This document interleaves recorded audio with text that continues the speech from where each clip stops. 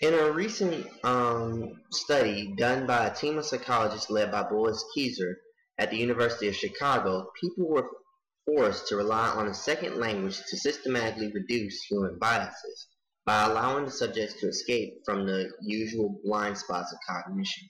One popular example is Samuel Beckett, who was born in 1906, who was a native English speaker. What Beckett would do is that he would write fluently in French and then force himself to unconsciously consciously translate the words back into English. So what that would do is that would force him to look at what he was intentionally trying to express and to focus on the diction that was involved. Um, the study was done basically in 5 different languages on 3 different countries. It was done in English, Korean, French, Spanish, and Japanese. Now, all subjects were proficient in their second language, but they were not balanced bilingually. In other words, they weren't, say, bilingual by having a Japanese mother and an American or English-speaking father, so to speak. Now, one experiment that was done was given in Chicago to English speakers who had learned Spanish. They were basically given $15, and with that $15, they were given a stake in like 10 different coin toss. If they won correctly, they'd have a dollar. They would win $1.50. If they guessed incorrectly, they would lose $1. Now, the smart bet is to bet all 10 times, and you still come out ahead because you still have $5. However, what was found to be is that when they were given the instructions in English, students only chose to bet 54% of the time. They were fearing a lot of losses. When they were given instructions in Spanish, they made significantly better decisions, choosing to place the bets 71% of the time.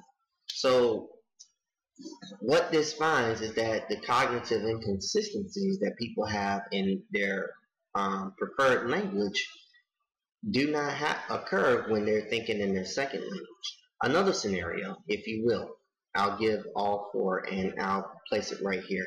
In option, the U.S. is preparing for an outbreak of an unusual Asian disease, which is expected to kill 600 people. 2 alternative programs to combat the disease have been proposed.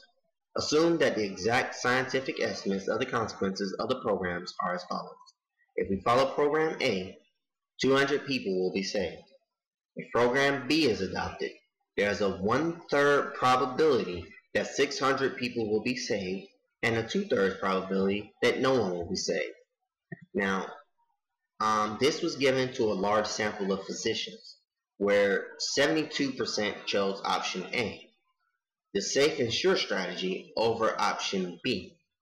Now, let's take those 2 scenarios, place them right here, and then we'll go to option C and D.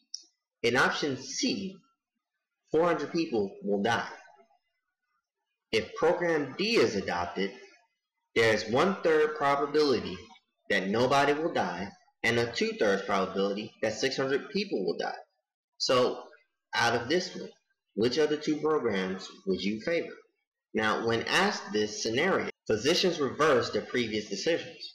Only 22% voted for option C, which was the tried and true method, while 78% of them opted for the option D, the risky strategy. Basically, people were loss averse. They were trying to save everybody, and they would take that risky strategy in option D over option C, which only allows for just. Now, thinking bilingually actually reduces this bias. When 121 American students were given this same scenario, 80% chose the safe option, just like the doctors. But when the same situation was placed in a loss frame as C and D are, that number plummeted to 47%. So far, so obvious. We're consistently inconsistent. Now, when native English speakers were presented with the same problem in Japanese, the inconsistency vanished. The number of people choosing the safer option was just over 40%, so a little bit over. Basically, what has happened here is that the reduced emotional balance or the reduced weight or feeling is lost in the second language of what exactly is going on. So people are less likely to think with emotion and think a little bit more logically about what's going on. This is something that actually happens with me a number of times, where I'll sit down and I'll have to actually speak my second language, which is Japanese, and think to myself, okay, what am I going to do? Nanda, これがわかりません. I don't understand this. And I start speaking in Japanese to sit down and pause myself about how exactly do I want to proceed further. So that's just my opinion on it, and I thought this was a really good study, something to look at, especially if you're a bilingual speaker in any way, shape, or form. Both languages should have don't hold as much weight, but sometimes actually thinking in a second language will prevent you from doing something irrational that might have consequences later on down the road.